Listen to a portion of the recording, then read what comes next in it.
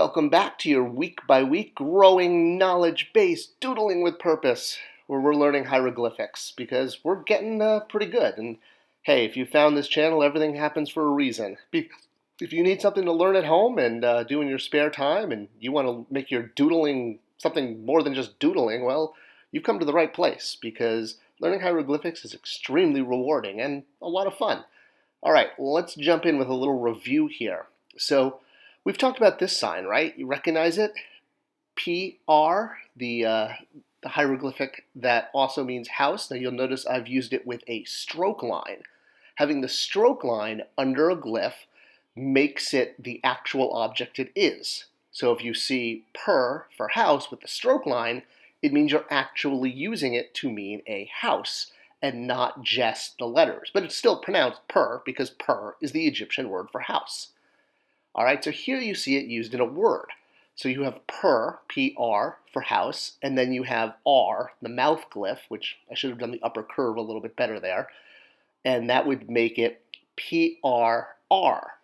And of course, we know when there is a sound complement, you don't pronounce the double sound, so it would just still be pronounced per.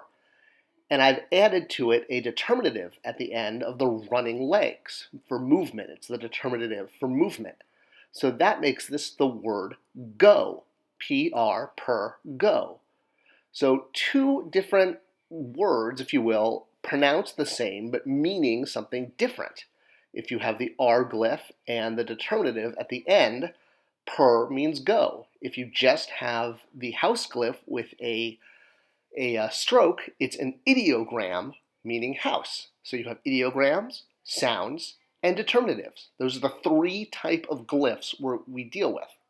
All right, so let's look at another one. This is another ideogram, and you've been introduced to this in the past. It is the ideogram for heart, and it looks like a heart. Like an actual human heart as opposed to the Valentine's Day heart. All right, so it's pronounced ib, and if it had the stroke line under it, it would just be a heart. Without the stroke line, it is pronounced ib. So ib equals heart, per equals house, like the actual word for that thing. If you were going to go in someone's house, you'd go in someone's per. Or if you were going to talk about someone's heart, you'd talk about their ib. So here's a word that uses both of those. You may remember this in the past, but it's good to review. So this word would be pronounced ib, per, or at least it kind of looks like that. The per for house is actually now a determinative at the end of the word, but it's moved for artistic reasons and to make it look nice. So everything is squished into a little, neat cube for writing on a wall. So it would be ib. St means place. Ib means heart, with that determinative of house reminding you that it is a place. So this is a place of the heart. So again, the determinative is moved inside the glyph purely for artistic and space. Words in Egyptian are very elastic. They're meant to write on walls, and you don't always have that much space. So place of the heart really could mean affection, or, well, not love. There's another word for love, but it's essentially affection. All right, so now I want to move on to something new. This is a very unique letter and word. It's the basket without a handle that is pronounced nub, N-B. With the handle, it's k. So this is a very unique word because whether it appears first or last in word order, it actually has a different meaning. If it's first, it means Lord. If it appears before a word, like it's the first word of the sentence, if you will. If it's at the end of a word, it means every or all. All right, so here we have it in the beginning of a word. So if you remember from 2 seconds ago, if it's at the beginning of a word or a sentence, it means Lord. So this, looking at it, you recognize the determinative for town. Remember the circle with the X dividing a town into 4 quadrants, crossroads? That indicates that the word is a town or a place.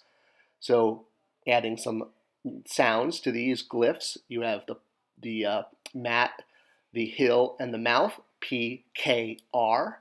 So this is pronounced Pokar. And if you're familiar with your Egyptian geography, you know Pokar is a town in Egypt. So the determinative for town reminds you of this. So the whole word Nub Pokar means Lord of Pokar, meaning the mayor of Pokar, or the head person, the person in charge of Pokar. All right, so let's look at what happens at the end of a word. So if you remember this one, this is a word we've learned in the past. You've got your placentia, your hill, and then your determinative for objects, which is the papyrus roll, which is a rectangle with kind of a little W on top, which is the string to tie up the papyrus. And this is a very common determinative because it's used for objects. So in this case, the object is thing. It's pronounced ht. Remember that circle with the lines? That's not just H, it's in the back of the throat, even though it is considered a single letter hieroglyph, but because we don't have a word in English for that.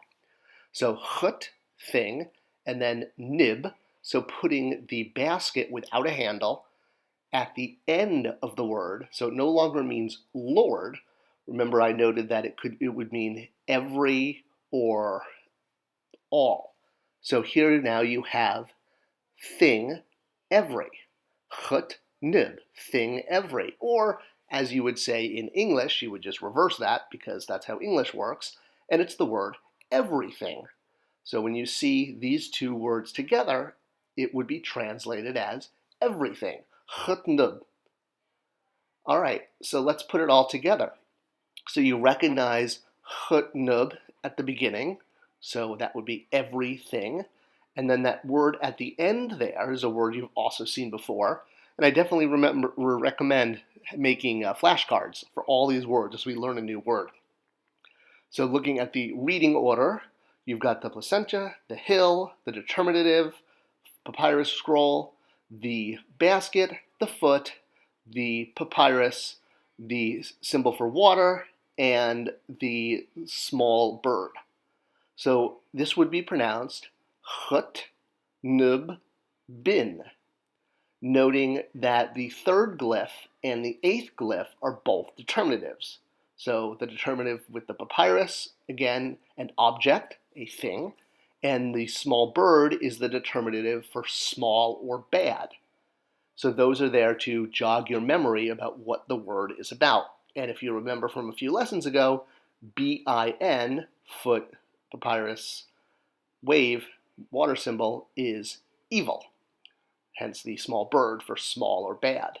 So it's the word evil. So this is everything evil. And no, I'm not trying to be negative, but it's just a way of learning the language. And here's the evil Egyptian god Set because, I want to keep it all in Egypt.